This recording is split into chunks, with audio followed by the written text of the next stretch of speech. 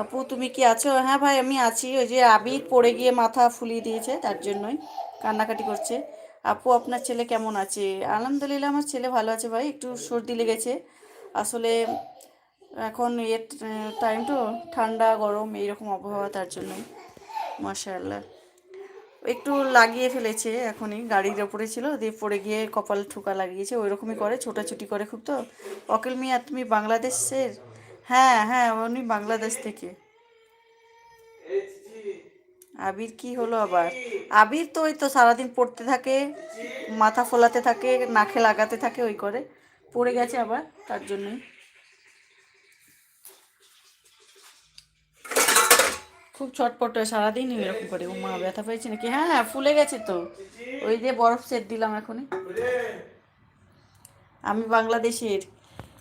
হ্যাঁ, আমি বাংলাদেশ। কান্না করলো নাকি? হ্যাঁ কান্না করছিল। দেখো অকিল